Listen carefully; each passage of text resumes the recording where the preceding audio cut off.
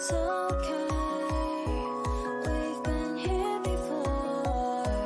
Carry on the light, they won't know it hurts more.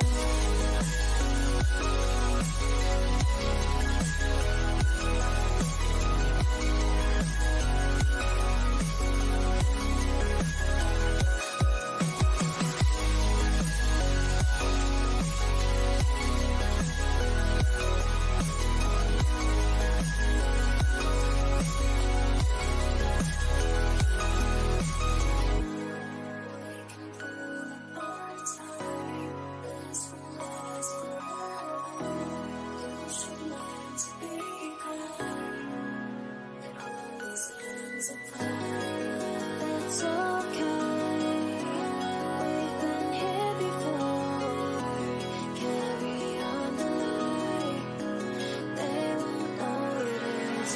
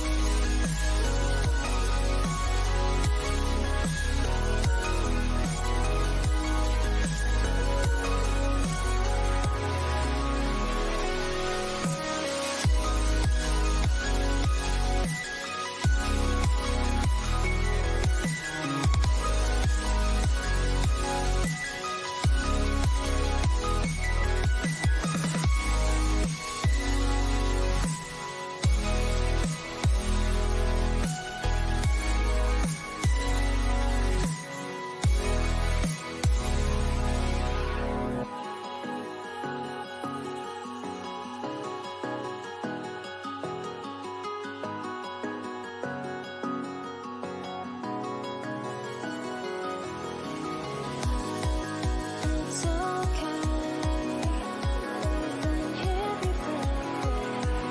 Carry on the light, they won't know it hurts more.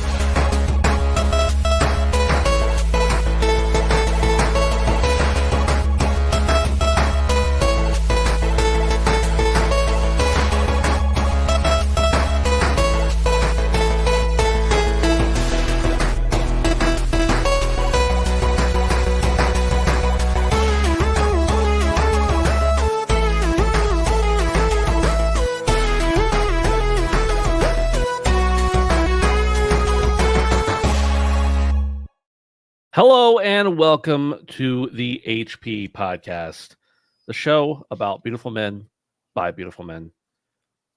I think that's what it's about, at least. Beautiful men playing beautiful video games. Beautiful men playing beautiful video games. Speaking of one of those beautiful men who plays beautiful video games, my friend Dave. Dave, how are you?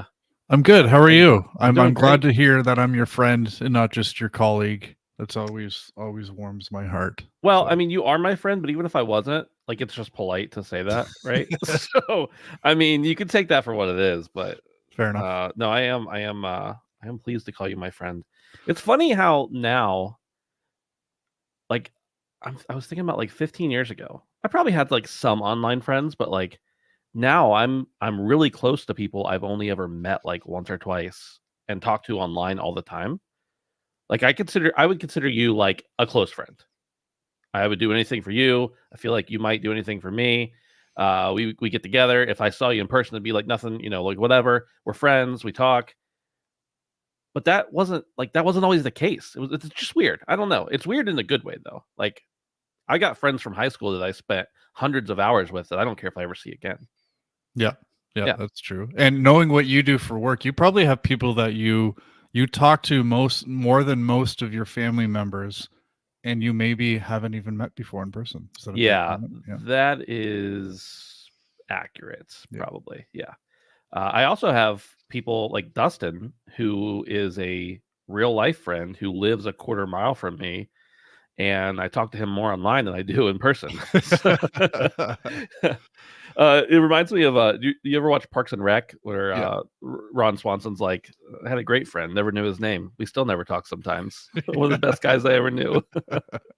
That's how I'm feeling. You're probably noticing a lack of ginger in the room. Brandon is not able to be with us this evening. He is fortunately not dead like Phil is.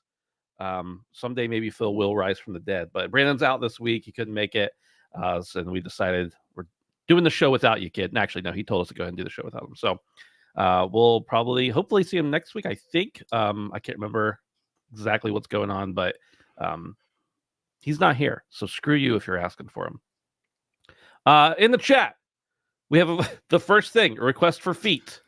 Well, no one bumped up to the higher tier immediately for Dave to post feet pics, so that has not happened yet. So Ed has left the chat. Ed has left the chat.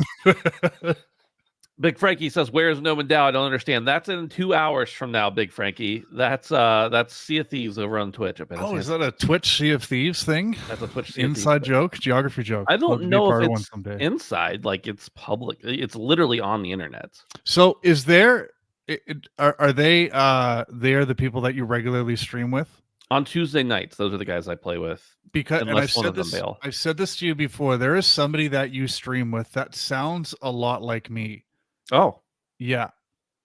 It's weird. And when I come in and watch you stream, I listen to this guy talk, and I'm like, I've heard myself in recordings, and like, am I playing? This is really weird. So, yeah. Am I playing right now? Am I playing this game that is being streamed currently? Yeah, exactly. Benji Bop says, my favorite drive home commute podcast. We appreciate that, Benji Bop. Thank you very much. Ed says, no ginger means 100% more soul in this episode. I cannot confirm if there is 100% more soul because I got a little ginger in my beard. But there is more soul for sure. Alejandro says, ka-chow. Ka-chow back to you, Alejandro. Guys, this is a show about video games. You can support us over on patreon.com/handsomephantom. Sign up for there for as little as $1 a month. We appreciate you. If you're listening on the audio, you can get ad-free early access if you sign up over on Patreon. If you're not listening on audio, if you're here live, we appreciate it. We are live every Tuesday night, 7 p.m. Eastern, YouTube, Ben is Handsome, etc. Hang out over with us on Discord. We would appreciate that as well. We have a lot of fun in there. In the Handsome Phantom Discord. You can do that by handsomephantom.com/Discord, where people talk about feet and not getting video games that they wanted to get, and all the soulless things that happen in the video game world. We have a little discussion about those there as well. And obscure Rocket League bundles too. That's a thing. Yeah, that's been a thing as of late for sure. Speaking of which, there's a comment. Has anyone else picked up the McQueen Rocket League bundle? Who hasn't? Might be an easier question. Man, you know what? When I see people play Rocket League, I'm like, man, I should play this again. Because I played it for a little while. Like, I might have 15 hours in the game ever total, like across PC and PS4. But then I'm like, well, but I could do something else instead of that. That sounds better. So, is it free to play? Yeah, I think so. I have never played Rocket League. You know what? We should play Rocket League some night. It's fun. But whenever I see or think about Rocket League, I just think of the Predator Party packs. Believe it or not, I remember parts of that night. So, yeah. Did you go to more than one of those with us, though? Yeah. Okay. Yeah, I went to two. The last two. Why do you think? I don't know. I don't understand why you think about the Predator. Because they were playing it on the. They had like an esports. Right. They had like 2 or 3 like professional esports players, and they were playing on screen against regular Joes, and the average Joes actually beat them. And I think it was just Rocket League they played, but I never thought I'd be watching people play Rocket League on a big screen in a club like that. Like packed to the right side played, and we had unlimited drinks. There you go. Yeah, it's funny because Rocket League is one of those games where I jump in and I'm like. You know, I think one of the first times I jumped in, I played whatever matches. And I was like, I'm just going to see what ranked is like, just to see. Then I hopped in and people were like, go back to casuals, you idiot. And I was like, all right, I'll go back to casuals. Just in the login screen. And so I went back to casual. I went back to whatever, the exhibition matches or whatever. And I was playing and I was equally terrible there. I'm like, well, it doesn't really seem to matter where I'm playing. The sweats are out. Fair enough. Yeah, sweats are everywhere. Dave, you doing all right? Good. Yeah. Cool. My daughter earlier. That was cool. Oh yeah, I didn't. I met your daughter. That was crazy. She looked confused about where to look at the camera, though. It's funny probably because need to ingratiate her a little bit more. When she sits here with me, I have usually 2 screens, sometimes 3. And she just, her eyes light up. I don't know. I don't hold her in front of the screens for long, but you can see, like, even if she's crying, look at she's the like, screen. Boom, I have to watch Glad on Twitch. Like, that's what I want to bring her up on. But yeah, her eyes really gravitate towards screens. Who's your favorite streamer? Her favorite streamer is Ben is Handsome. Okay. You can catch him Tuesday nights at 9:00 on twitch.tv. So yeah, cool. Yeah. Sounds good. I would be careful about that guy. I've heard some things. Let's start off talking about Red Dead 2. One of my favorite things to talk about, honestly. Number 1. I said number 1, then I immediately say 2, and then I said it's Take-Two Interactive's recent financial update highlighted the enduring success of Red Dead Redemption 2, with the game selling over 57 million units to date. The report also emphasized the franchise triumphs, reaching a total of 81 million units sold worldwide. Red Dead Redemption 2 was recognized as the second best-selling title in the United States over the past 5 years, based on dollar sales, showcasing its ongoing popularity. The financial report drew comparisons with another Take-Two Interactive unit. I don't know where unit came from. I wrote hit. Another Take-Two Interactive hit, Grand Theft Auto 5, which sold approximately 5 million copies between the 2 quarters, contributing to a franchise total of over 410 million sales. Quite the gap there. 2 of the largest games ever. There's like a 360 million copies sold gap. It's crazy. Despite concerns about Red Dead Online, it doesn't exist. The game's multiplayer component, the core Red Dead Redemption 2 experience, continues to captivate players worldwide, showcasing its lasting impact on the gaming community. Dave, Red Dead 2, one of the greatest games I've ever played in my entire life. One of the maybe 2 games that's ever made me cry as an adult man. Why? Why is it so good? It's so carefully crafted, and when I was reading this story, I couldn't help but feel like Rockstar is known for Grand Theft Auto, and they always will be, but I can't help but feel like Red Dead Redemption is their passion project. And I think there's a lot that they kind of experiment with and try out in the Red Dead games that they then take over to Grand Theft Auto. But I don't know. I just get the sense that Rockstar is built around people and developers and artists who just love Westerns, and they really wanted to make a Western game. And it's kind of a niche thing. And especially when you compare it to something like an urban open world game like Grand Theft Auto that has such mass appeal, the fact that they keep going back to doing a Western it's just really cool to me. I think what's impressive about this number is 81 million units for the franchise. I don't know if that includes Red Dead Revolver. It probably doesn't matter. I did go and check in. Red Dead Revolver's lifetime sales were just under 1 million, so it wouldn't really make much of a difference. But 81 million units sold across the franchise, so let's call that 2 entries. That's 2 games. If you look at the top 20 best-selling franchises of all time, number 20 is 111 million units. And if you go through 20 through 15, the games are PES, which is Pro Evolution Soccer, Star Wars, NBA 2K, Madden, Resident Evil, and Zelda. So all of those games are either annual, like amongst the most successful annual releases in the sports games, or, you know, massive franchises like Resident Evil or Zelda, who have dozens of titles. So for Red Dead Redemption to be knocking on the door of the top 20 with only 2 games in the franchise is pretty crazy to me. So yeah, again, really impressive stuff for a niche Western, in my opinion, a niche Western. And I hope they keep going back to the well, and I hope Red Dead Online didn't kind of ruin it for the franchise, but I think everyone would love to see a Red Dead Redemption 3. But I'm curious, you said you cried. I assume that was at the end of the game, or the end of the main story. Was it throughout the entire, 50 hours? Not throughout the epilogue, the game within a game. No, yeah. But no, it was just I don't know. And when I say cry, I mean, like, I felt, a little sniffly and a tear was in my eye. I wasn't bawling on the floor or anything, although I would be fine admitting it if I was.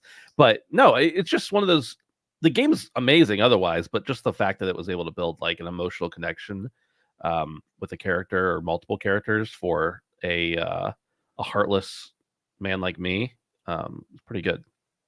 In 2018, so that was only 5 years ago. So I was above 30 at that point. Old crusty man. Red Dead Online, it's so funny because I heard someone speculating at the time they were like ceasing development on it or whatever, stopping to support it.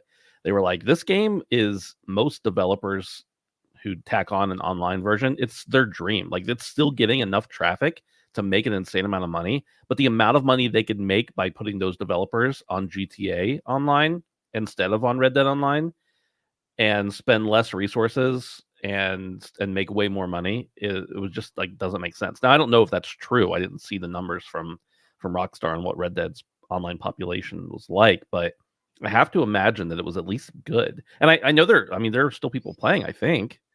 So I tried it out one day because Brandon and another friend of ours wanted to check it out, and it was like right when it started, and it just wasn't for me. Like I've also never been a big GTA Online person, and part of that is because I've resisted it because I know I'll get sucked in, and part of it is just because it just didn't hit at the moment. So yeah, I never really gave it much thought other than that one time. Have you ever checked it out?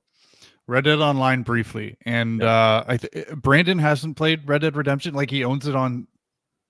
He's played it. I don't think he's finished it. He's finished it. Okay, so I'm going to admit right now on the stream that I've only played about 10 hours of the game. I haven't finished it, but it's one of those games that I've always meant on going back and finishing, and I feel like this is the kind of game that could kind of produce we could do an entire episode or a series of episodes on just talking about Red Dead Redemption 2 based on what I know about it. So people in the chat kind of referencing that, but can we back up a minute? This isn't the first time this is I'm aware, but it shocks me every time. Like, I don't know how you can play 10 hours of that game and be like, I'm good for now. So I seem to recall a lot of people saying like it has a slow start, but once you get past that.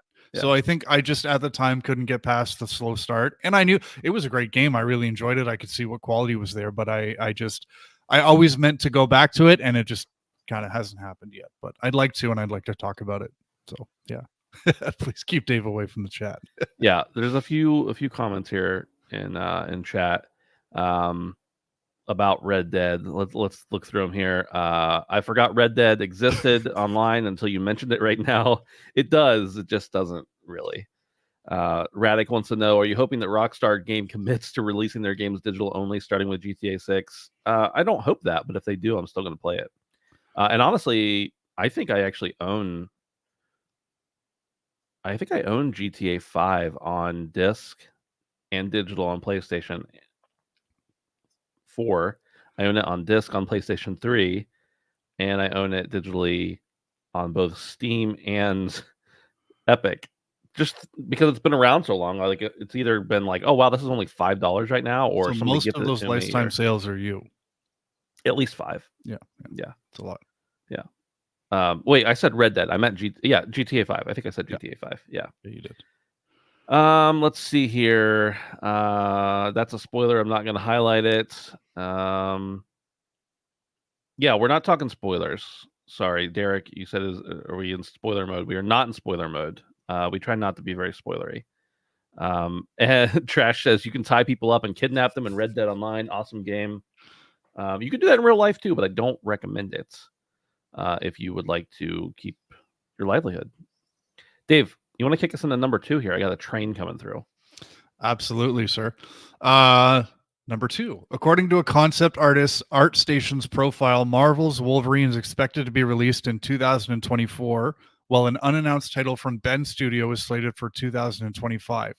This information aligns with previous statements from industry insider Jeff Grubb, who mentioned that Marvel's Wolverine is aiming for a fall 2024 release, with discussions of a 2025 release also in consideration. Grubb suggested the game might have a hard R rating, indicating a mature rating.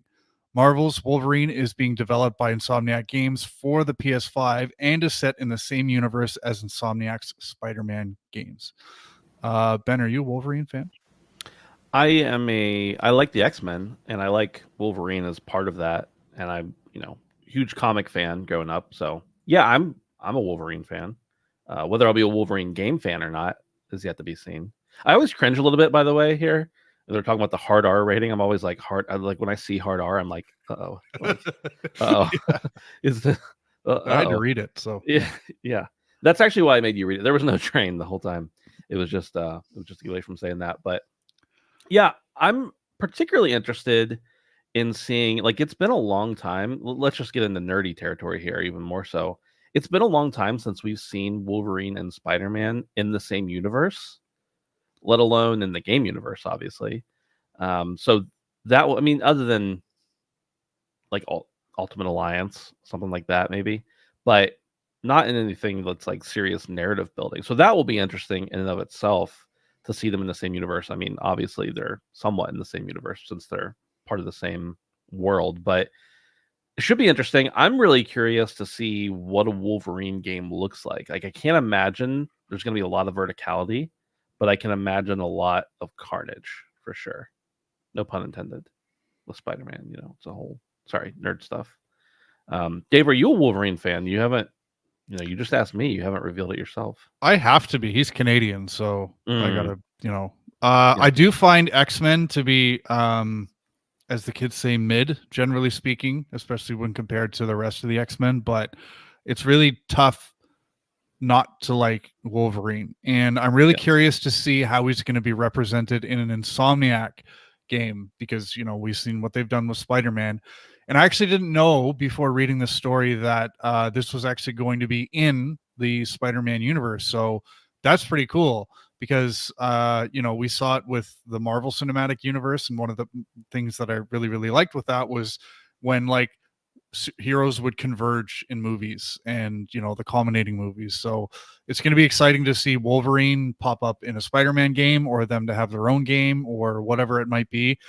I do wonder though how you would take an R-rated Wolverine and put it into Spider-Man's world, which is very much PG, I think, especially with Miles Morales, a younger superhero, leading the way.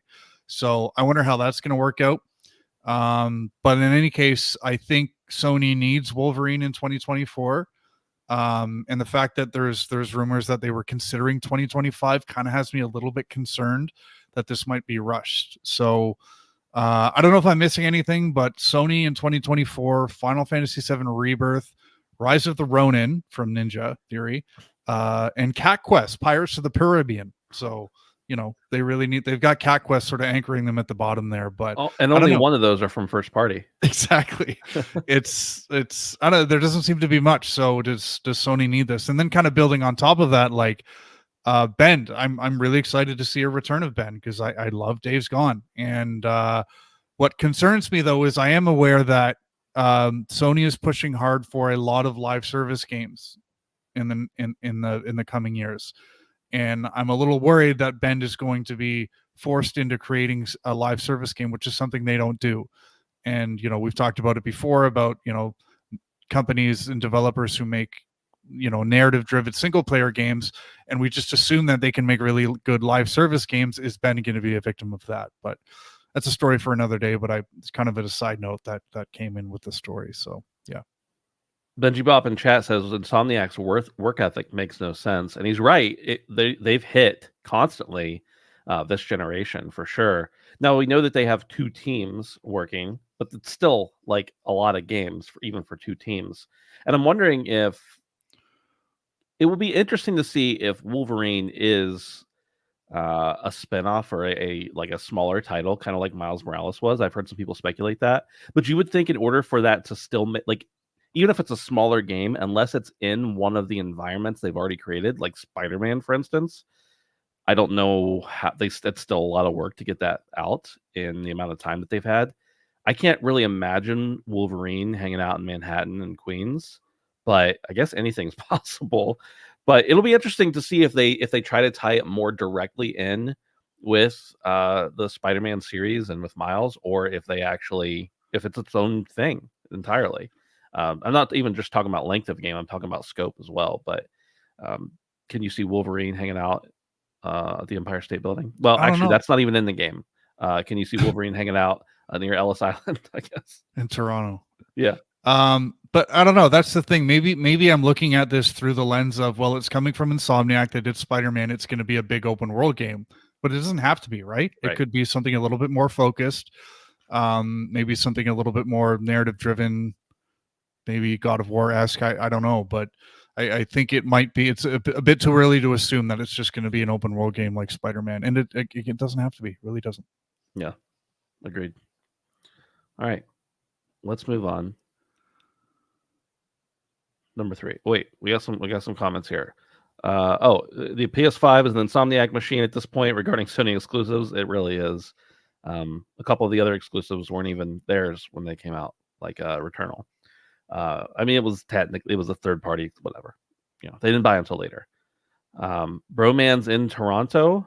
That would be kind of fun if Wolverine was in Toronto. I think that was Toronto speak for. Is he in Toronto? Yeah, he was from I know West. that. Radix, filthy Canadian like you. It's fine. Oh, is he? But, oh, that's cool. Yeah, I don't know that he's in. I don't know if he's in your area, but he's somewhere in the country, I think. Yeah, he knows Toronto speak then. Alex says hashtag not their games ? I just meant that they didn't own. Who made Returnal? What's the name of the studio? I can't say it. They didn't own that developer when the game came out. They bought them after the fact. So why can't I remember their name? That's bothering me too. Who made Returnal? Housemark. Thank you, Alex, yeah. in chat. Appreciate that. There's a reason we're live. It's so that we can cover up our lack of knowledge with fancy editing, right? It is still a PlayStation Studios game. Absolutely. I'm not taking that away. I'm just saying that as far as first party games, they really haven't had many other first party games this generation that didn't come directly from Insomniac. And I guess technically, I mean, it was the last generation, but the original Spider-Man technically wasn't a PlayStation owned studio when it came out. So, all right, moving on. This one kind of makes me sad and really happy at the same time. Number 3, IO Interactive, the developer of the Hitman franchise, faced financial difficulties after the 2016 entry, leading to Square Enix's decision to sell the studio.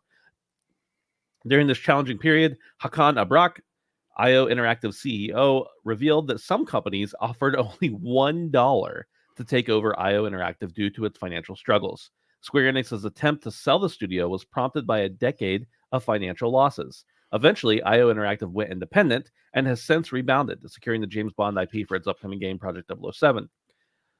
And they also had, of course, Hitman 3, which was a giant commercial success and an amazing game. Dave, can you imagine if Square Enix wanted to get them off the books so badly that they were like, you know what, we won't take $1, but we'll take $100. Like the absurdly low amount of money people were offering for this amazing studio. And granted, they had some difficulties getting people to play their games before, but they've really turned it around, and hopefully they keep that up. They don't screw up James Bond. That'd be terrible. But what a crazy turnaround that's been. Yeah, something fucky's going on here, that's for sure. I seem to recall Hitman 3 being fairly well received, and I went back and checked, and it was, and everything was rosy in 2021. There's a quote I pulled here. Hitman 3 sales have performed above expectations, leading to the highest revenue and profit numbers in IO Interactive's history, respectively $78 million US and $42 million US in sales. So everything was like good in 2021 when Hitman 3 launched. And then they bought the James Bond IP, not the IP, but the rights to develop a game. I assume you have to buy into or enter into some sort of financial agreement with the owner of the IP to do something like that. So the fact that a developer who knows what they're doing in IO, who has, an in development James Bond title, is being offered, to someone's offering to buy them for $1, tells me that something screwy is going on here. I suspect they own a lot of debt somewhere. But it's odd to me that this somebody out there, especially in the current landscape of people gobbling up like mid-tier developers, wouldn't want this developer. But The fact that they've gotten out and they're on their own and they're independent and they're going forward with the James Bond IP, which again, I mean, how do they afford it if they were in this sort of situation? But I could shed a little light on that. Well, Sure. first of all, I think maybe I didn't clarify the timing very well. I think that they were not under Square Enix anymore before Hitman 3 came out. So they made Hitman 3, or they at least released Hitman 3 without Square Enix on their back, or in their pocket, or whatever you want to say. And then my assumption is that the Hitman IP came after that, or I'm sorry, not the Hitman IP, the 007 IP came after that. And I think that there are sometimes instances, like G.I. Joe or some of the smaller IPs, you can kind of buy them and just make things, if they approve you. But generally with these big IP, and something that I would assume is like, Spider-Man with Insomniac,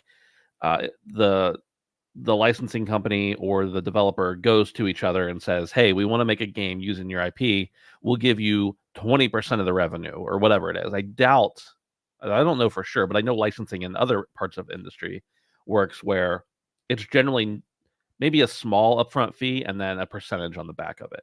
So my guess is they mostly did it on credit, like a promise of, we're going to make a great game, and yeah, we'll give you 500,000 up front, but then we'll give you 10% of all our sales or whatever in the future.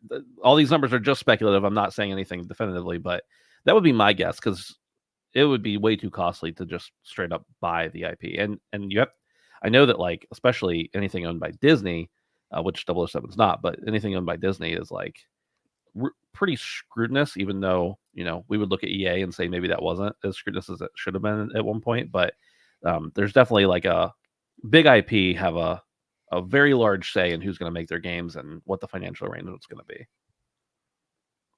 Yeah. And again, I think that's probably where it is they got themselves into a shitty deal somewhere, and because of whatever that shitty agreement is, nobody really saw value in owning them as a company, which I think they're going to be better off for. As long as they can pull off this James Bond game, they don't have to answer to anybody except for the James Bond rights holders to make a good game and give them that share. So we'll see where it goes. But yeah, I think that when there were Hitman 1 and 2 came out, I know that they were in like chapters and they were released at different points in time. And I think that really hurt them, because I remember when they came out and I was like, oh, this is fine, but I'll just wait till they're all together and then buy them at once. And then I did eventually, but like they definitely didn't get full money out of me for Hitman 1 and 2. And it's telling that wasn't successful for them, because Hitman 3 came out as one package, Yes. and they even bundled in the like everything else from Hitman 1 and 2 together, right? Just to make it easy. And I think that worked out for them in the end. But yeah, that was an odd way of rolling out your game. Right. Yeah. Hitman 3, it was out for a little while before they announced that, I think it was World of Assassination or whatever they called it, was coming out. And I remember people like, I had only played it like a couple years prior. I definitely didn't play the first two when they came out, but I remember people being like, wow, these are really good games. Why did no one play them? And I think that model, like, people just got tired of the episodic model, especially with people like Telltale pumping out 10 different IP games a year and, putting them out in 3 or 4 or 5 different episode numbers and charging you again for each one. And yeah, I think that business model just did not work for them at all. And yeah, that's probably where they got into some trouble. Ed says, episodic Hitman 1 probably killed their financial value. Yeah, I think so. Benji says, do you think IO gets the rights to Daniel Craig's appearance, or do they go generic? I thought I read somewhere that they will be using a generic James Bond for this. Okay, that would make sense to me, because I'm pretty sure it's public. I know it's public knowledge because I know it, or else I don't have any insiders in the movie industry or anything. But I don't think Daniel Craig is going to be James Bond going forward. And obviously there are many James Bonds who are actors who are James Bond who are not. So they'll probably go more generic in the future as well. And then we got Hitman 2 being published by WB and not episodic was successful. Yes, I forgot that Hitman 2 wasn't, but it wasn't as successful as Hitman 3 by any means. So, all right. Moving on to number 4. This is where the news starts getting really interesting, Dave. Okay. Snoop Dogg and his son, Cordell Brodius, are venturing into the gaming industry with the launch of Death Row Games, an extension of Death Row Records. The focus of Death Row Games is to provide a platform for minority creators and artists to develop and publish content for Fortnite using the game's Unreal editor. Cordell Brodius emphasized the importance of diversity in the gaming ecosystem and expressed a desire to be part of the decision-making process in the industry. Working closely with his father, Snoop Dogg, that just sounds so funny to me. His father, Snoop Dogg. I know it's his dad. I get it, but Broda sees the collaboration as an opportunity to combine their strengths and contribute to the representation of diverse stories in gaming. The initiative aims to empower creators from underserved communities and showcase the cultural narrative in the gaming sector. Dave, put yourself back like 20 years ago and imagine you just read this. It would be impossible to fathom, I think. Like, okay, so they're putting this out for games that are part of another game, using the engine from another game, and it's a rapper and his son, and yeah, it's just all kind of crazy. But I think it's cool. I think it's cool, especially their focus is working with underserved populations and minority representation, all that kind of stuff. And I also think it's cool that they're using the Unreal editor in Fortnite, or that's part of Fortnite. But I just wonder how it's going to work. Obviously, if it's got these names, if it's got Snoop and his son's names behind them, it's going to do something. But it's just kind of a crazy collaboration, it seems like. Yeah, I was kind of curious about this, and I did a bit of reading on Cordell Brodius, and also I just learned today that Snoop Dogg's last name is Brodius. I had no idea. I thought he was just Snoop Dogg, and that's how he was born. And I was curious to see if his son had any sort of industry experience in video games or multimedia in general, and there doesn't really appear to be any. So I think this is a case of cash. Yeah, playing with daddy's money, which is fine because I mean, important initiatives like this start with money. And I agree with you. I think utilizing something in the Unreal sort of ecosystem is probably a really good starting point, just because of the way this industry creates and operates. So yeah, I think they're off to a good start. I assume Snoop Dogg's son Cordell is passionate about Fortnite, and that's kind of where this all came from. I just hope they have enough people around them to kind of meaningfully guide this in the right direction, because money alone, I think, is a good start, and this is a great initiative, and we need better representation in game development. But again, I just hope they surround themselves with the right people to really grow this grassroots program in the right direction. So yeah, absolutely. Should be interesting for sure. And I'll talk about Fortnite in a little bit, but it's really interesting when you log into Fortnite. Like it's almost hidden. Like at the top, it's like, play the game. And then underneath it, it's like all these different worlds that I assume creators have made. And someone else would know way more about this than me, but there's like stuff in Fortnite that isn't Fortnite now. And it's kind of crazy to me. Just that the game has like turned into an engine, really. I mean, granted, it's all Unreal, but they're using, like, it's Fortnite. It's so approachable for anyone to be able to make worlds and edit in it, that it's kind of just, it's turned into something completely different now, which is wild. It's that metaverse Epic's always going on about, says Edward Walden. Yes, it is indeed. Dave, it's time to talk about the Game Awards nominations. And I didn't write anything up for this, but I thought we could just like take some categories, talk about them, talk about our picks personally, maybe. And then also there's been some controversies already as well that we can chat about. So is there a category you want to start with? And we're going to save Game of the Year for a little while later, but any other categories you want to start with? There was one I wanted to shout out, and that was indie. Best. Okay. There's actually 2 indie categories. There's one for best debut indie, which I think is an award for a studio that's never released a game before, and then there's one for just best indie. And I just wanted to shout out Dave the Diver and Sea of Stars for being nominated for best indie. There's 3 other games in that category, and I can't remember what they are, but in any case, I think everybody listening, like, go out and play an indie game, because they're really, really good games, and those two especially were just two games that I had a great time with this year. So yeah, those are two games that I wanted to shout out from the indie category. Have you had a chance to try Sea of Stars yet, Benjamin? Well, no, I have not. But I wanted to that this is actually one of the specific areas that I wanted to talk about. In that there's a big controversy right now because Dave the Diver is owned by one of the largest Korean. It is published and developed by one of the largest Korean developers, Nexon. And so, the controversy is that it's not really an indie game.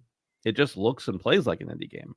And what is the definition of an indie game? The definition that the Game Awards gives for outstanding creative and technical achievement in a game made outside the traditional publisher system. But you have Nexon, who publishes like gigantic stuff. And of course, they've owned MapleStory for a long, long time. But does that matter? Like, we know what we mean when we say Dave the Diver is an indie game. But should it be in the category? Like, it's still a great game. I absolutely loved it. I would encourage everyone to play it. I don't care if you're giving your money to a giant corporation. That isn't really a concern of mine. I think it's awesome. But is that something we as enthusiasts should really care about? Or does it not matter? Because we know what you mean when you say an indie game. I think so. In the case of Dave the Diver, so again, it's published by Nexon, but it's developed by not an independent studio, but a small studio. It's small, but their list of credits is gigantic. And the president, I think it was, of Nexon came out and said like, well, it looks like an indie game, but it's really not. There was a lot of money and people behind this. Interesting. Yeah. Which I understand. Like, there's a lot of people arguing like, well, indie is more about how it looks and feels than about if it's actually independent. Because technically, Baldur's Gate is indie, but it doesn't feel indie at all. Like, it feels gigantic AAA. Cyberpunk 2077 is an independent game, technically, but is it an indie? And I don't know. Like, do we need better definitions, or do we need to not care as much? I don't know. I think we should care about that, because especially if it's being made to look and feel like an indie game, but it's not an indie game, that's a little bit sleazy. And, Ben, the experience that you and I have had with actual indie creators, where it's just like one person or a small group of people who also have other full-time jobs and are just kind of creating this on the side. Like, there are plenty of examples of that. And I think that if this is kind of the case, then I think honing this category a little bit could do some good, because I don't know, to me that there is something special about an indie game that's created by, a small group of people. So that's a little shitty, not gonna lie. Yeah. Now, you wanted to talk a little bit more about Sea of Stars. I've still not played it. It is still on my list. I'm hoping to start chiseling down some of my backlog, which really my backlog is just stuff from this year that I didn't get to play yet. But that is one that I definitely want to check out. But the other one that's in the indie category that actually is an independent game, and I think it's also, let me make sure, it's also in the debut indie game, is Dredge.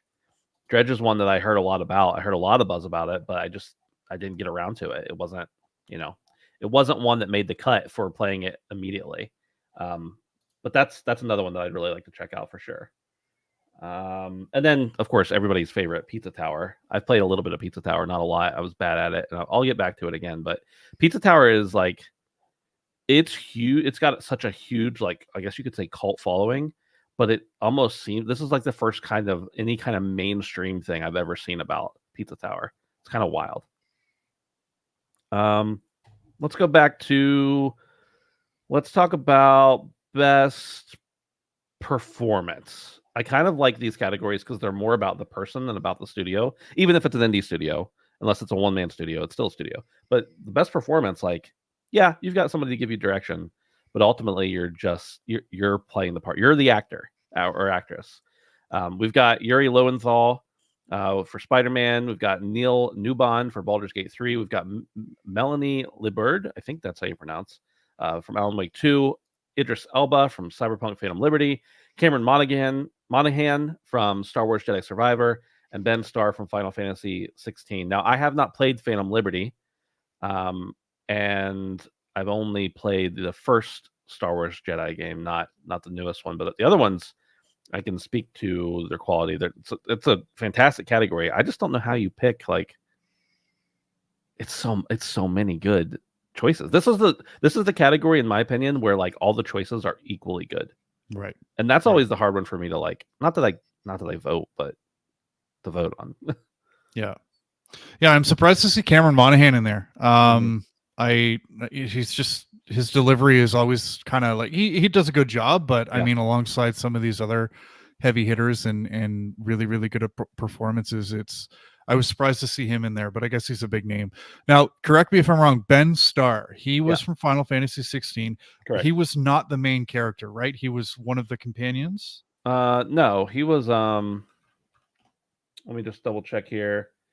He's been in some other stuff too.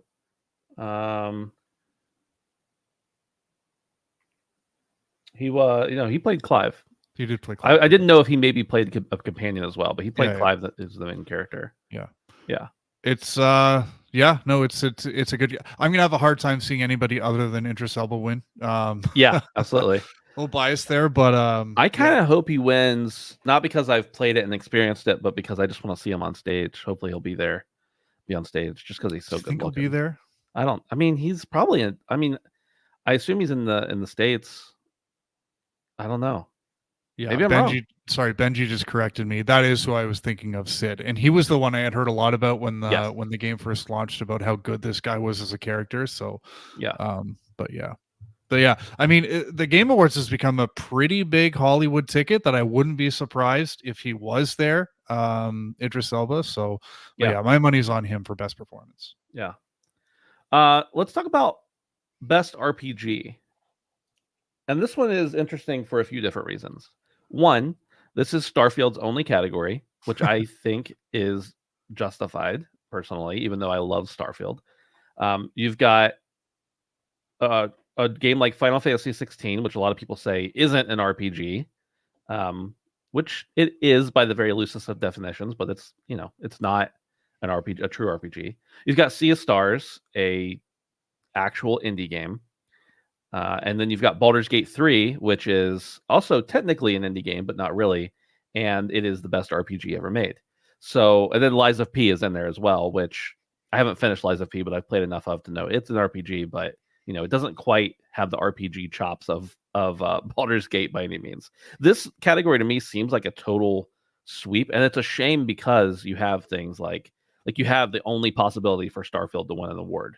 That's not important to me. That's I don't like participation trophies, but that does suck for a large population of the audience. And that is a game a lot of people played. And then you have Sea of Stars, and it was, from all accounts, it's an amazing game, but probably not going to win over Baldur's Gate 3. It's just a really interesting category because the last category we just talked about, I could see any of them winning. And this category, I'm there's absolutely no chance any game except for Baldur's Gate 3 wins. Yeah. And the inclusion of Sea of Stars, it kind of reminds me of Stray getting nominated for Game of the Year last year. Yeah, it's not that bad, but it's bad. Yeah, yeah. I don't know. I'm looking at these lists, and we really got spoiled this year. And there's just so many good games to play, and looking through these lists and these categories, it just kind of puts into perspective how many good games came out. But I think Baldur's Gate is going to sweep this year. I don't think it's going to win every single, but I think it's going to be kind of they're going to have multiple awards at the end of this. And I think I agree with you. You're probably right. This is another one where it's just how could you pick anything other than Baldur's Gate 3 from the best RPG category? So yeah, it's really interesting because generally when you see I don't have it pulled up here, but there was a list of how many of each game got nominations for each whatever categories, and I think it was Alan Wake and Baldur's Gate both got 8 nominations, 8 or 9, whatever it was. They were tied. And generally when something like that happens, where you have these two gigantic games that get about the same amount of nominations, one will win, and maybe this is rigged, maybe it's not, I don't know, but one will win everything except for Game of the Year, and the other one wins that Game of the Year spot. And so I would not be surprised to see that happen, where for instance, Alan Wake wins, best game direction, best narrative, best audio design, whatever else it's nominated for. And then Baldur's Gate comes in and gets Game of the Year, which is really the one that actually everybody cares about. Or vice versa, where one of them gets one and the other one gets the other. So it'll be interesting for sure. Alex Dice Twice says Jeff about to give like 7 awards off screen to Baldur's Gate 3. It is a shame to me that they do so many awards, and they do this on all award shows. It's not just the Game Awards, but they do so many awards off screen and not televised. I remember when Weird Al won his Grammy. It was like in a 2-minute speech before the show even started. It was like he's been in the industry like 40 years, had more like top Billboard hits than anybody else, and yet he got like a 2-minute thing for his first Grammy ever. So Trash says, is there not a best shooter category? The indie shooter scene is pumping out some of the most impressive games around. And you're right. And I know you are into boomer shooters like I am, for sure. There is not a best just straight up shooter game. Action game. Best action adventure. Best multiplayer. Not that all of them are shooters, but many shooters tend to fall in that. But no, there's no like best FPS, best anything like that. Benji says it's annoying, especially at the TGAs, speaking of them being off screen, because they're showing ads instead of awards. That's all the award shows. They all do that. And I agree, but also that's what pays the bills and gets people to show up and watch them. Yeah. So like I can sympathize, but it does suck. It's like a mini E3 too. Yeah. The way we get all the really, like, let's not forget Xbox Series X was announced at the Game Awards. Yeah. And all those acquisitions I think were announced. Yeah, I don't really care much for who wins, but I do like tuning in, or even just after the fact, just to see all the cool stuff that was announced for the upcoming year. So yeah. So we've got a couple different categories here at the top, and I say top just because they're literally at the top, but also probably the last 3 that will be shown. We've got best narrative, best game direction, and game of the year. For best narrative, we've got 5 different selections here: Alan Wake 2, Baldur's Gate 3, Cyberpunk Phantom Liberty, which is crazy that a DLC is getting so many nods, but I get it at the same time. Final Fantasy 16 and Spider-Man 2. Then for game direction, we've got Alan Wake 2, Baldur's Gate 3, Spider-Man 2, but Super Mario Brothers Wonder and Tears of the Kingdom. And then for game of the year, we've got Alan Wake 2, Baldur's Gate 3, Spider-Man 2, Resident Evil 4, a remake, a little controversial, Super Mario Brothers Wonder, and Tears of the Kingdom. Dave, talk about these in any way you want to. Sure. It's, again, I'll just go back to the fact that here are 4 games that came out this year, very highly anticipated for a long time. I think were pretty well received, and none of them are nominated for Game of the Year. Final Fantasy 16, Diablo 4, Star Wars Jedi Survivor, and Starfield. I get Starfield had a bit of controversy, but still, it's a Bethesda RPG. Right. That is insane. Like that is crazy. Like 2023 has to go down in history as one of the best years in gaming for a wide variety of gamers. And there's people out there who are still only playing Fortnite and Roblox. Isn't that crazy? Yeah. You ever played Roblox, Dave? All the time. My favorite game this year, and we talked about it a bit last week, was Hi-Fi Rush. I'm not upset that it's not in Game of the Year category. I think Hi-Fi Rush is perfectly well represented. It's got a couple of nominations, and I don't care if it wins or not, but let's just remember that this was a shadow dropped Xbox Game Pass game that was an offshoot from Tango. And yeah, I think it's perfectly well represented. As far as the Hogwarts Legacy snub, it is a bit odd to me that it's not there. And I don't know if it's as cut and dry as saying that Hogwarts isn't nominated anywhere because of the, overarching Harry Potter controversy. But when I look through these categories, I have a hard time finding a spot for it anywhere. If there was a best open world game category, which there isn't, I don't know if there was one ever, and I don't think there needs to be.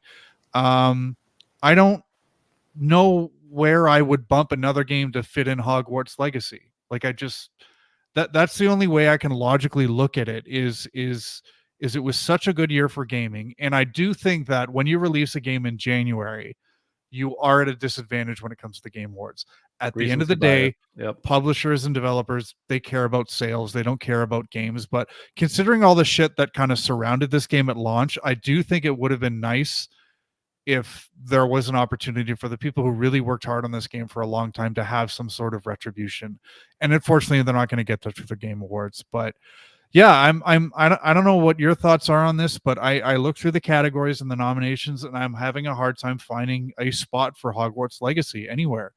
But yeah. In any case, I do understand what you're saying. I completely agree. By the way, I think the best open world game, you would probably put it in, if we're as loose as they are with these definitions, you would probably put it in best RPG. That these games, these names don't actually tend to mean what they actually are, but technically by the very basics, Hogwarts Legacy is an RPG, even though it's not an RPG.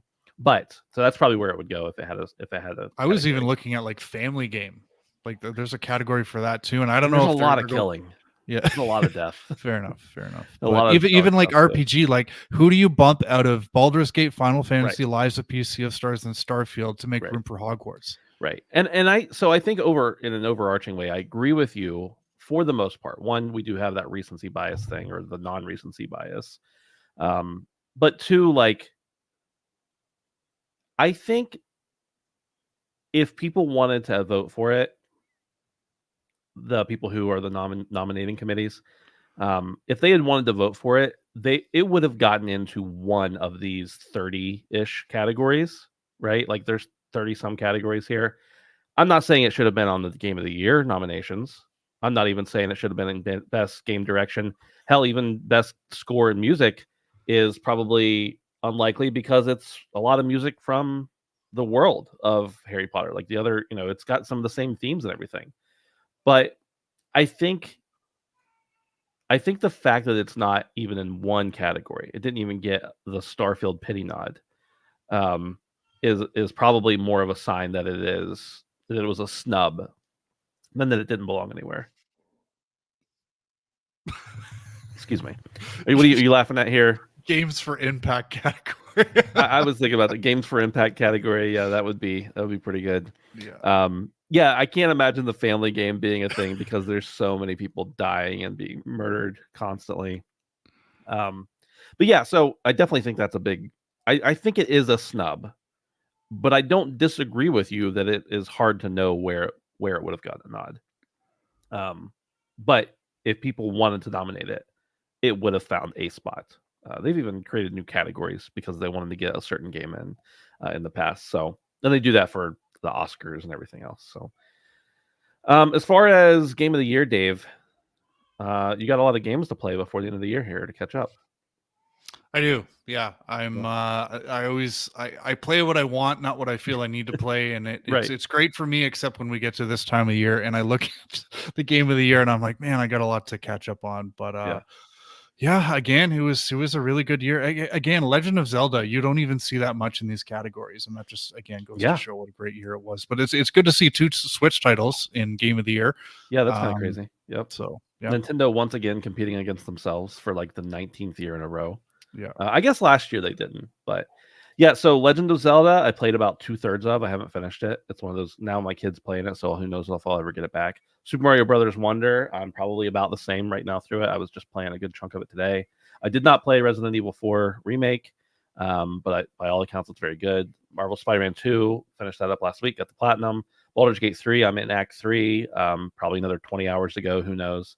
And then Alan Wake, I literally finished up last night, and I'll talk about that as well. And of the games I played, I don't think I would pick Tears of the Kingdom, not because it wasn't phenomenal, but because it wasn't new enough for me. I wouldn't pick Spider-Man, even though I'm a Spider-Man stan, because again, not new enough for me. Like it didn't really break any barriers or walls for me. Super Mario Brothers Wonder seems like it doesn't change anything from the formula, but it does. Like that's a very good contender. Alan Wake 2 is, again, I'm going to gush about it, but one of the craziest games I've played in my life. And Baldur's Gate 3 just like flipped the whole genre on its head and totally changed things dramatically. And on top of it changing or not changing things, all these games are very good. So that's the crazy part to me. But yeah, should be an interesting time. And we've got lots of games that aren't showing up many places in these, like Diablo and stuff like that could have been at the top in any other year. Last year, was it last year? What won last year? Oh yeah, last year we had stuff like Stray and some anime game in the game of the year category. Yeah, come on. So Elden Ring last year? Elden Ring was in there. Yeah, that was the very obvious, in my opinion, clear winner. I think God of War Ragnarok was in there as well. Yeah. Because it came. I think it was like just at the cutoff date. So yeah, I have to agree with Ed though, and again, haven't played any of these games except Zelda, but just based on listening to the buzz through the entire year, it's got to be Baldur's Gate. That's my bet. Yeah, I think it's got to be Baldur's Gate, but he mentions Alan Wake being Dark Horse, and I could 100% see that. I really could. Obviously, I think Baldur's Gate has the wider appeal. Not wider appeal. That's not the word I was looking for. Has the wider reach. It's definitely been played by more people and will be played by more people. But Alan Wake 2 kind of slipped in there at the last second, and it might surprise us. I don't know. Like I said, though, I think Baldur's Gate and Alan Wake are going to take all those top awards and going to rotate off who gets all the other ones and who gets Game of the Year. I really do. Speaking of talking about what we've been playing, Dave, what have you been playing? What have we been playing? I finished the show last week saying that I had just tried out Aliens Fireteam Elite briefly. I've had a bit more time with it, probably 5 hours or so. And I'm enjoying it. It's mindless fun, but it's good. It's 3-player co-op. I've only been playing with randoms online, which has been just fine. Always been able to find a game pretty quickly. It has been kind of buggy for me. Like I've just had some weird visual glitches and stuff. I had one where the entire geometry and all the textures from the room I was currently in disappeared for about a minute. I could still see the rooms that were like off in the distance, but the area that I was in just went completely black. And I think it was completely fine for my teammates because I could see them all running up to me trying to help me, and then everything just flashed to normal. So I also had like a lot of connectivity issues, which I assume this is a game that doesn't have a massive population to pull from, so it's probably difficult to pull you into a game with people that are close to you. But in any case, it's a fun game. The music in particular punches way above its weight class. I've seen most of the Alien movies, and I'm not like an avid Aliens fan. I wouldn't say I enjoy the movies, but I don't recall the music. Like I don't know if it's pulled directly from the movies, but I don't recall hearing this. But in any case, like some of these like set piece horde moments are just made so much better by like the music being so much better than it has any business being as good as it is in this game. So that was something I noticed. Yeah, otherwise it's a fun shooter. There's 6 different classes and they all play and feel really different. And there's a lot of room for kind of leveling up your gear and experimenting with new skills and attaching different buffs to your skills. So yeah, there's a lot to kind of play with. The thing that did kind of concern me is there are only 16 missions in the game. And you don't always kind of hit the required power level, or sorry, recommended power level to move from one mission to the next. So like you sometimes need to go back and play missions, and because there's only 16 of them, I could see it getting repetitive pretty quick. But yeah, in any case, I was enjoying Aliens. I think I'll play a little bit more, probably get through the campaign because again, it isn't that long. And yeah, so that's Aliens Fireteam Elite. Nice. The other thing I've been playing, I also mentioned this at the end of the show last week, was Metroid Dread. So it just came in the mail today. I've only played about an hour and a half or 2 hours, but I think it's enough for me to kind of start talking about it. I'm loving this game so far. It's exactly what I wanted. It's a 2D Metroidvania. Well, it's Metroid. And it's a first-party Nintendo title, so the quality is just amazing. It looks great, it sounds great, it feels great. Now, coming into this game, I was aware of the kind of polarizing mechanic that this Metroid game has, that gets a lot of people talking. And I think some people were mentioning it last week. at the end of the show, which is the Emmy mechanic. So just to catch anybody up who isn't aware, in this game, you have these robots called Emmys. It's an acronym. I don't remember what it stands for, who are patrolling certain areas of the map. And basically you can't kill them. You just have to run away from them. And I understand now why it's kind of a polarizing mechanic, because for me, I like playing these 2D side-scrolling Metroidvania games because I really like exploring the map, and I like identifying the areas that like I want to come back to later, and in the areas where I'm pretty sure there's an upgrade in that room. So, you know, I'm going to be really excited once I get that piece of equipment that opens that door. And with the Emmys running around, I feel like it kind of takes away from that a lot, because if an Emmy sees you, you have to like sprint out of the area as fast as possible. And you can get to a safe zone, but as soon as you re-enter that area where the Emmy's patrolling, they're on your ass right away. And there's really no other way about it. So I didn't like that at first, but I think the way the game is structured is like you first get to an area that has one of those Emmys patrolling, but once you progress through that area a little bit further, you unlock a weapon that can actually kill them. So you find that, unlock it, you chase down the Emmy and you take it out, and then you have full access to that area to kind of go back and unlock everything. So I think that was a nice sort of middle ground, was having that opportunity to actually take out that Emmy and explore the area that they were patrolling earlier. So that was kind of a relief for me. And yeah, I'm really liking Metroid Dread, and I'm looking forward to playing it more. It's a short game. I suspect I might be finished this time next week, and you know, I can talk about it a little bit more then. But yeah, I don't know. First party Nintendo always satisfies. And again, I still have Mario Wonder coming in the mail. I guess last week. Come yet. Yeah, I guess last weekend when Ubisoft laid off 2% of the Canadian workforce, most of that was Canada Post because it hasn't come in the mail yet. But yeah, I'm enjoying my quality time with my Switch. That's for sure. Nice. And playing actual good games on it too, games that were made for it. Yeah. For me, I've also been enjoying some time with the Switch. Been playing a good bit of Mario Wonder, and I'm really savoring this game. And this is something that I've talked to quite a few people who have done the same thing, including our buddy Dustin, is that every level I'm playing, I'm not moving on until I 100% that level. So that, because I didn't do that at first. I played like the first world, and then I was like, you know what, I'm going to go back and get some of these other things I didn't get yet. Because I always think like, I'll do that at the end of the game, and then I don't. And I'm not really a trophy hunter or an achievement hunter or anything like that. And it doesn't matter even if I was, because there aren't any on Nintendo. So like, I'll have the best of intentions and I'll be like, well, I'm done with it. I'm just going to go back to it in a year, and then I forget about it eventually. So I've been going back and getting every little thing in every level before I progress to the next one. And so far, there's only one that I have one outstanding thing on that I just cannot do. One level out of like, I don't know, 60 levels I've played so far, whatever it is.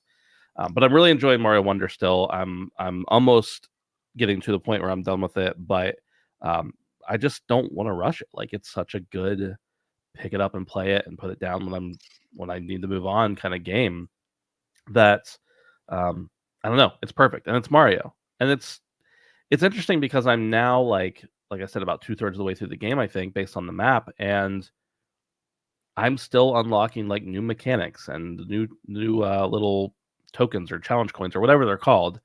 Still unlocking new things and still finding new strategies for getting and like the levels are constantly varying. So it's a really good treat. I'm excited for you to play it, Dave, because I think you'll like it. And it really, like, when I'm playing it, I'm like, wow, I feel like a little kid again. Like, I'm better at games now, maybe certain games, but it just makes me feel like I'm having that wonder, no pun intended, of like experiencing Mario in 2D form, and it's hard to quantify, I guess. Is there somewhere in like the menu or the level select where it actually gives you like a percentage of the level that you've cleared? So if you go into the menu, you can see each level, and you can actually like fast travel to the levels if you want to go back to them. But it shows you like there's usually 3 coins, sometimes there's less, but there's 3 of these like extra coins you have to get in each level. There's the wonder seeds that you have to get, and then there is getting the the flag, like getting to the top of the flag, getting wonderful on it, which is getting to the top of the flag. And then if you finish all of them, there's like a little blue hue that shows up behind them. So basically, I know that it shows you like the outline of the things you haven't gotten, and it fills in the things you have gotten. Cool. I like that. One of the things I always struggle with Switch games is I'm not a trophy hunter, but I like collecting trophies. And in a game like this, I want to know like what my overall progress is. So I'm happy to hear that. I don't think it has anything for overall, but it has it per level for sure. Yeah, even that. Yeah, it's a lot of fun. I have to shout out somebody real quick because I've been having Mario FOMO. Like I really want to play this game. And I actually went back and played a little bit of Odyssey this week. But I found a YouTuber named Nathaniel Bandy. I don't know if anybody's heard of him, but he just does Mario stuff. He did one video where he just played every single 2D Mario from front to back, and it wasn't a speed run, but it was like he played them quickly. But I'm really enjoying his content. Nathaniel Bandy. Nice. Yeah. Never heard of him, but I'm happy you're having fun. Dude, Mario Odyssey is so good. It is. It's really good. Yeah. I do think I need to disown my eldest son though, because when he played it a couple years ago, he just like he got to what's the main town in that New Donk City. He got to New Donk City and he just like kind of ran through, and I'm like, "What are you doing?" I was like, I was watching him play. I'm like, "What are you so doing?" much stuff, you idiot. And he's like, "What?" I'm like, "This is such a cool area. Why are you just trying to leave?" And he's like, "I don't know, I'm trying to beat the level." I'm like, you have to stop and savor it. Like, so I have to admit something. I always found the New Donk City thing aesthetic kind of odd and weird, because you have all these like normal human beings, and then you have Mario. Like, is Mario an alien or something? Like, what is he? Like, he looks technically he is, because he goes into the pipe to go to the Mushroom Kingdom, and it's just, and nobody seems to be bothered by the fact that there's this tiny little man jumping 12 feet in the air, and they're all just playing instruments and stuff. And it was just like this really weird sort of thing to me. Yeah, they do seem to be bothered because they look at him and gasp whenever he gets too close to them. Some of them, not all of them. That's fair. I'm just saying, maybe I don't blame your son for speed running through New Donk City, because it's kind of weak. Yeah. And he was telling somebody, it's not anymore, I don't think, but his favorite thing at that time, he was saying, was Mario. And I was like, "You're not a real Mario fan. I'm gatekeeping you from Mario. Sorry." I also hopped in to Fortnite OG with Brandon the other night. And we talked about it a little bit on the show last week. And I was like, I'm just not really interested in Fortnite. And then he wanted to play. And I was like, okay, I'll hop in with you. Let's play. And man, just you're still in Unreal 5. You're still the new abilities, the ability to slide, the zip lines, all that kind of stuff's in the game that wasn't there at launch. But you basically, it goes back to the entire old map of the game, the season 1 map, I think it is. And then, which is technically after we started playing, but it's the first season map. And all the old guns, and there are some new things too, like the spider web grip, and I don't know, some other stuff that I don't know the name of because I'm an old man. But nothing like it still feels like Fortnite. It just is way more simple, and it has a lot of nostalgia to it for sure. So I'm enjoying that. I've only played a couple nights and a couple hours overall, so nothing like super crazy that I'm going to probably sink a ton of time into, but I could definitely see myself playing a little more of this. And I'm actually competing. The last time I jumped into Fortnite, I was getting placed in queues that were way over my head. And then I don't care if I'm playing against bots now. I'm having fun, and I'm actually getting like double-digit kills. So that's been fun. Because Fortnite, for me, is a game that I need to destroy children at, not a game to just enjoy for the sake of enjoying it. Okay, now the main event. Alan Wake 2. I think I was just barely starting this last week. I can't remember exactly. But I have not wanted to think about anything else except for Alan Wake. I played the original Alan Wake in 2010. It came out. A buddy of mine got it. I hadn't even heard of it. He played it. He beat it. He told me immediately, "You have to play this." So I borrowed it from him. That buddy's name is Brandon, different Brandon. And I played it, and I was like in love with it. But I think I played 1 or 2 of the DLCs and then American Nightmare, which I guess technically is a DLC, but it was a separate pack. And then kind of just forgot about it. I thought this game is fine. It doesn't need anything else. People were asking for a sequel. I was like, doesn't need anything. I knew that there was some stuff in Quantum Break. I of course knew that there was DLC and some tie-ins and Control to Alan Wake to the universe. But I was just never really like that interested in it because I was like, I already have Alan Wake. Like I already played it. And when they announced Alan Wake 2, I was like, okay, I guess. And then the more and more they showed of it, I was like, I just don't. Come on, I already played Alan Wake. Like it was good. It was done. And yeah, there are some dangling threads at the end of Alan Wake, but you know, I felt satisfied with it. And then I started playing this game, and I was like, I could not have possibly been more wrong. Everything about Alan Wake 2 just scratches like the itch you didn't know you had. It's like when when you have an itch but you don't realize it and you rub up against like the part of the door and you scratch your back and you're like, wow, that felt really good. That's what it was like. That's what it's like playing Alan Wake 2. So I finished up the game last night. It was really cool because I ended up getting the platinum at the same time I finished the last chapter, which was only because I was being so thorough. Like I'm not normally like a super collectibles guy, but I was being really thorough, trying to find everything, get everything, do every puzzle, read every manuscript, solve every case. I don't even know what all the trophies were because I was enjoying it so much. I just wanted to like be as deep in the world as I could. So I had everything by the end. There was only one thing I ended up looking up in between. So really enjoyed the game. There are moments in it that are just complete batshit crazy. It's really tense and scary at points. It's super funny at points. The mixed reality where you have like live action stuff and with actual video game stuff is just phenomenally done. There are a few little bugs, like one I won't spoil what it is, but there's one particular fight you're having or encounter that you're having, and there's like some big set pieces, and there are 2 objects you have to interface with.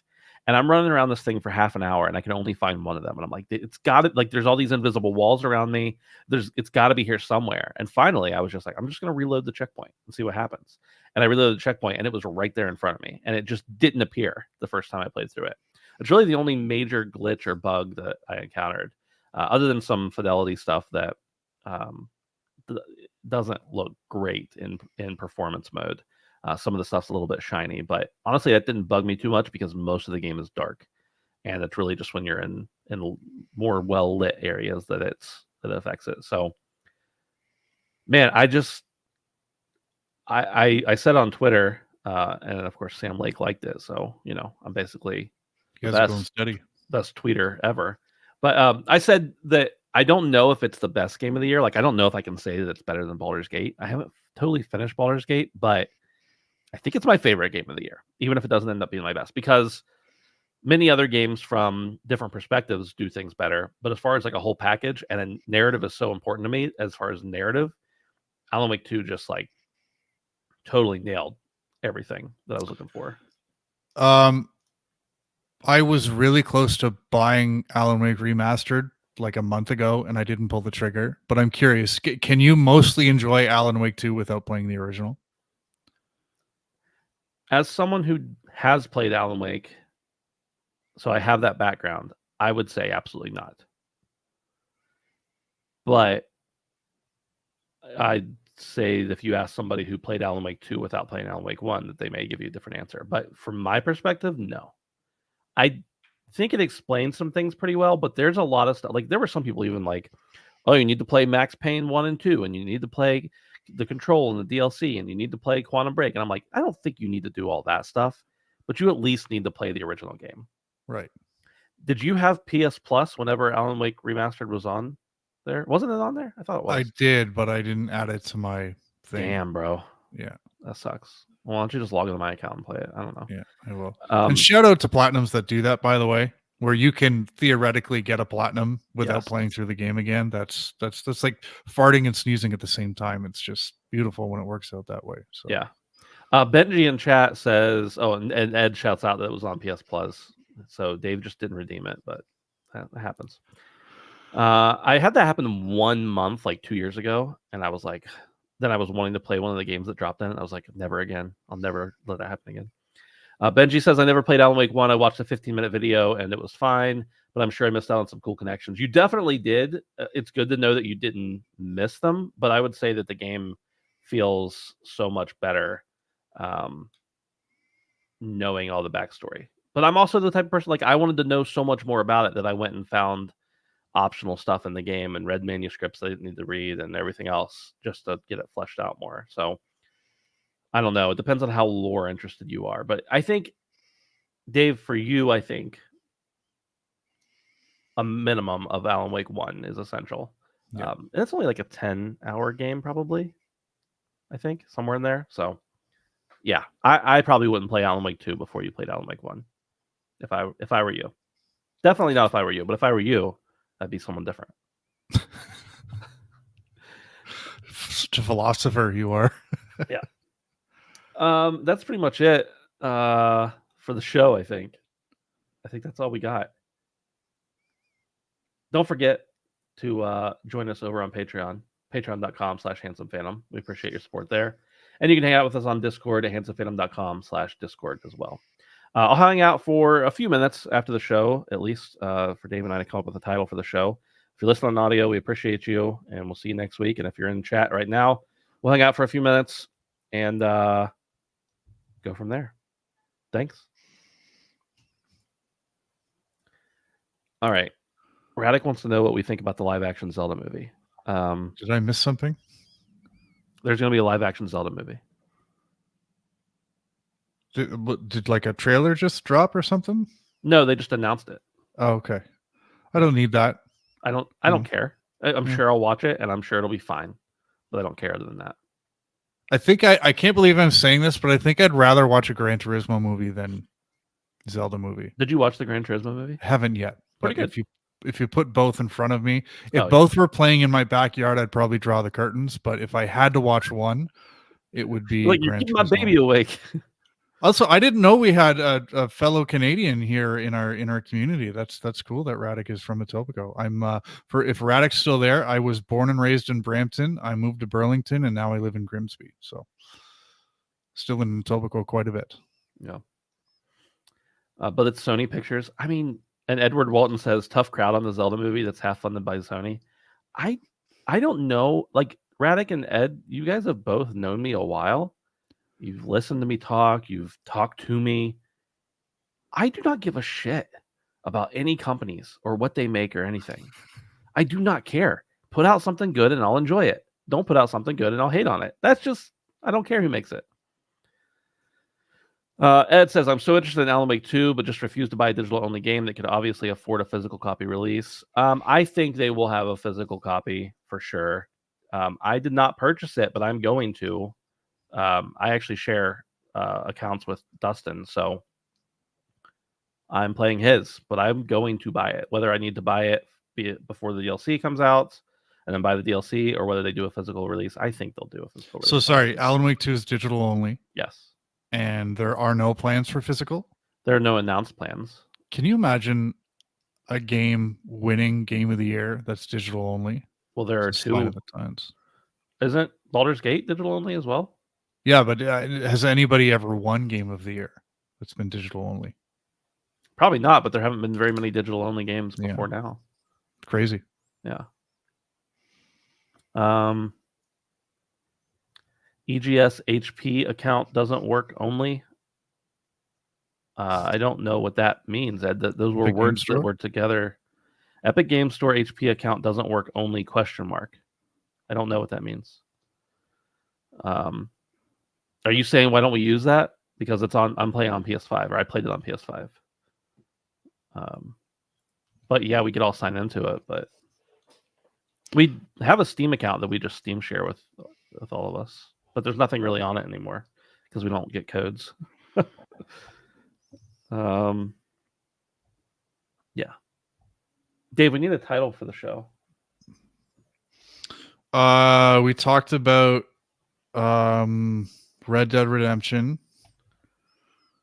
What about ceremony concerns? What's another word for award show? Ceremony, but that's kind of vague.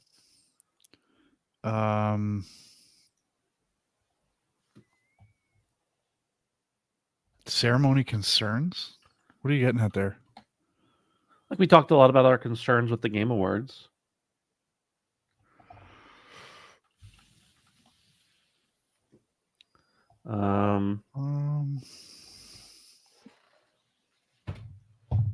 Oh, Ed says hit send too soon. I thought you had an EGS account tied to HP that gave you full access to games for free. I don't know where the hell you got that idea, but I wish. We do have an EGS account tied to Handsome Phantom, but we do not have. We're not whitelisted by any means. No way. I wish. We don't have the mythical Steam free game account either. It's out there. I know they exist, but we don't have one. The Shame Awards. You might be thinking of Colin, who had one and gave access to it to Chris, who has never used it. Caressing Keeley. Keeley. If we talked about Hideo Kojima, then I think that would be an applicable title, but not in this case. Yeah. I can't stand Kojima. Really? Yeah. Yeah. Oh, that's right. You've talked about that before. You like his games? It's just weird. I love Metal Gear Solid, but yeah. I just find him. I don't know. Yeah. I'll for full price of physical. Ed, are you drunk right now? I think he meant to say I'll buy a physical copy of Alan Wake 2 for full price just to send a message. And yes, Ed, that's he'll fap to a physical copy. FFP is a common shorthand, but he missed a word in there somewhere. Fap a physical copy. Oh my God. People get access to full free Steam store. So Trash, there used to like they would whitelist like IGN or other big entities like that. So I don't know if they still do that or if all the people who have ever gotten those have already gotten them. And I think they give those to like people who work at Valve. They get access to everything, but there aren't many. And it's not a matter of me being old. I knew the point of what you were saying. You left out the word buy. Okay? Just put the word buy in that sentence and it makes sense. You made a fool of yourself. How dare you? How about a suspicious spectacle? Suspicious spectacle. Okay.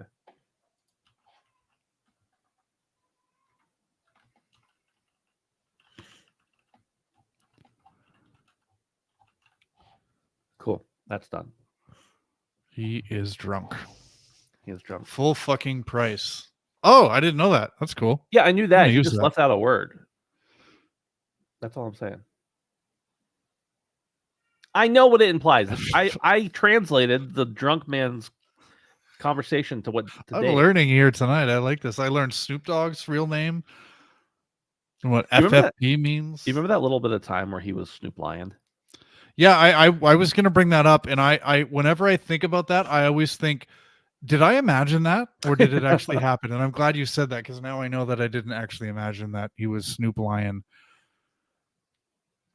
Ed, Kojima could say he hates me specifically, and I'd still say I love him. It's funny, Ed, because nothing about you specifically, but Kojima, I know a person who has worked directly with him, and says he's a complete asshole to everyone he meets. So he probably would tell you he hates you specifically. He comes off as very self-absorbed. Oh, he is. He is. But he's also anyone who played Death Stranding and liked it is lying. Yeah.